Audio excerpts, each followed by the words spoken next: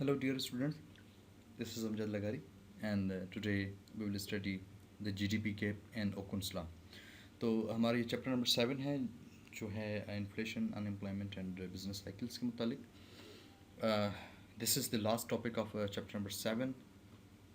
ठीक है, तो इसमें हम पढ़ेंगे the relationship between GDP and the unemployment. मतलब जीडीपी के कम या ज़्यादा होने की वजह से आपके अनएम्प्लॉयमेंट पे क्या फ़र्क पड़ता है.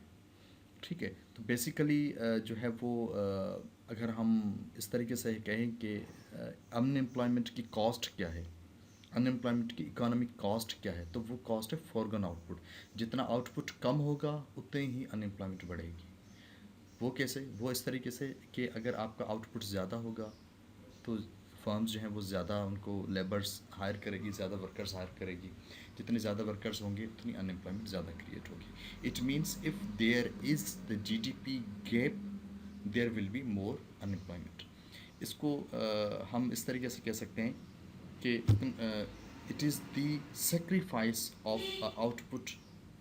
This is called the GDP gap. अब जीडीपी गैप है क्या? आपके जो है वो फर्स्ट या सेकंड चैप्टर में हमने जो पढ़ा था आपकी GDP, actual GDP, real GDP, potential GDP. ठीक है, तो आपका जीडीपी गैप क्या है? GDP gap is actually the difference between the actual GDP and potential GDP. आपकी जो एक्चुअल जीडीपी है, ठीक है, जो आप एक्चुअल जीडीपी आपकी जो आपकी इकोनॉमी प्रोड्यूस कर रही है, जो आउटपुट है आपका, ठीक है, उसमें से अगर हम पोटेंशियल आउट जीडीपी को माइनस करेंगे तो हमारा जीडीपी गैप आएगा. Let's suppose the company, sorry, the economy is working at actual GDP 80%. ठीक है, और पोटेंशियल जीडीपी आपकी कितनी है? 90%. तो कितना गैप आ गया? 2% का. मीन्स आपकी जीडीपी जो है वो 90% तक जा सकती है अगर आप अपने रिसोर्सेज को फुल्ली इक्विप करें, आप फुल्ली कैपेसिटी पे उसको उनको जो है यूटिलाइज करें, तो आपकी जीडीपी जो है वो पोटेंशियल, जो उसका पोटेंशियल है वो 90% है. मगर वो जो है वो 88% पे जो है वो काम करे. It means there is 2% GDP gap. ठीक है, अब ओकुन्स लॉ कहता क्या है? ओकुन्स लॉ कहता है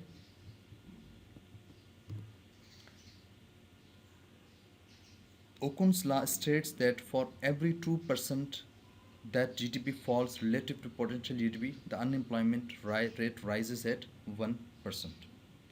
मतलब आपकी जीडीपी का गैप जो है वो अगर 2% आ रहा है तो आपकी जो अनएम्प्लॉयमेंट है वो 1% से राइज होगी. ठीक है, अब आप 2% से काउंट करेंगे. अगर लेट सपोज 4% आपकी जीडीपी जो है वो गैप आ रहा है तो 2% आपकी अनएम्प्लॉयमेंट जो है वो बढ़ जाएगी. अच्छा, ये लॉ जो है वो किसने इंट्रोड्यूस करवाया था? ये एक मैक्रो इकोनॉमिस्ट थे, आर्थर ओकुन. उन्होंने इंट्रोड्यूस करवाया था Okun's law to define the relationship between the unemployment and the GDP gap. अच्छा, अब जीडीपी गैप जो है वो नेगेटिव भी हो सकता है, वो पॉजिटिव भी हो सकता है. अब नेगेटिव कैसे है? अगर आपकी जो जीडीपी है, अगर आपकी जीडीपी जो है वो एक्चुअल जीडीपी वो कम है किससे? पोटेंशियल जीडीपी से, तो आपकी जीडीपी का गैप जो है वो नेगेटिव होगा. अगर आपकी जो जीडीपी एक्चुअल जीडीपी है वो ग्रेटर है पोटेंशियल जीडीपी से, it means your GDP is in the positive form. ठीक है, एक्चुअल जीडीपी अगर पोटेंशियल एक जीडीपी का लेट सपोज 90% आपका पोटेंशियल है जीडीपी का, और उससे भी ज़्यादा वो काम आपकी जीडीपी जो है वो अर्न कर रही है, काम कर रही है 92% पे, तो it means you have 2% more GDP person और द शेयर. उसी लेवल पे अगर आपकी जो पोटेंशियल जीडीपी वो 90% है मगर वो एक्चुअल जीडीपी 88% काम करे, it means there is 2% negative. Means GDP gap है हमारे पास, मगर क्या है? नेगेटिव गैप है.